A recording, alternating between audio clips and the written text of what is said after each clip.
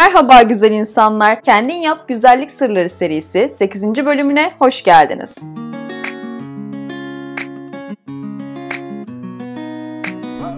Bu bölümde cilt lekeleri için bir reçete paylaşacağım. Evinizdeki malzemelerle kolaylıkla yapabileceğiniz bir kürdür. Uygulamamız maske şeklinde olacak ancak sadece lekelerin üzerine olacak. Yapım aşamasına geçiyorum. Eğer kanalıma abone değilseniz abone olmayı, bildirimleri açmayı unutmayın. Uygulayacak herkese şimdiden şifalı güzellikler dilerim. Bir kabın içerisine 1 çay kaşığı maya ekliyorum. 1 çay kaşığı karbonat, 1 tatlı kaşığı da su ekliyorum. Malzemeleri homojenize olana kadar iyice karıştırıyorum. Kullandığım mayanın maskemize faydası, vitamin ve mineral desteği vererek hücreleri yenilemesidir. Karbonatın maskemize faydası ise ciltteki lekeleri geçirmesidir. Lekelenmelerin dışında ayrıca yara izlerine de karbonat çok iyi gelir. Yara izlerinde de bu kürü kullanabilirsiniz.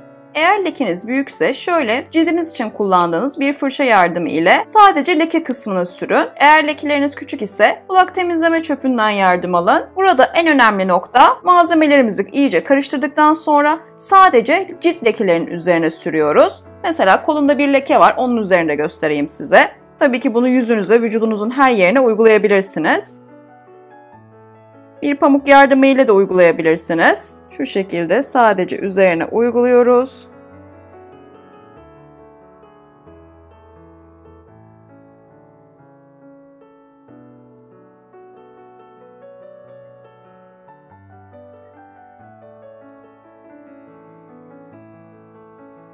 Bakın bu şekilde uyguladım. Uyguladıktan sonra 15 dakika bu şekilde hiç dokunmadan bekliyorum. 15 dakikanın ardından ılık su ile cildimi temizliyorum. Birkaç hafta içerisinde lekenizin renginin açıldığını ve artık cildinizin tek bir renk olmaya başladığını fark edeceksiniz. 15 dakika kurumasını bekledim. Cildimi ılık su ile temizledim. Sizler de 15 dakika bekledikten sonra cildinizi ılık su ile temizleyin. Lütfen kullandığım ürünlerden birine dahi alerjiniz varsa bu kürü denemeyin. Doktorunuza danışın veya eğer alerjiniz olup olmadığını bilmiyorsanız bilek içinde küçük bir yerde veya kol içinde küçük bir yerde test ettikten sonra yarım saat bekleyin. Herhangi bir kızarıklık, kaşıntı reaksiyonu yoksa cildinizin diğer bölgelerine de uygulayabilirsiniz. Bu uygulamayı haftada 1 veya 2 kez yapmaya özen gösterin. Sonuçlarını yorumlarda yazmayı unutmayın. Eminim faydasını göreceksiniz. Cildiniz ile ilgili şikayetlerinizi, yapmamı istediğiniz kürleri bana yazabilirsiniz. Videoları sizin istekleriniz doğrultusunda da çekebilirim. Evet arkadaşlar, Kendin Yap Güzellik Sırları serisi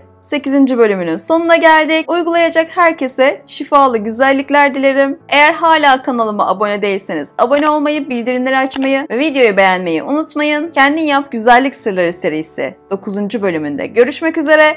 Hoşça kalın, sağlıkla, mutlulukla kalın.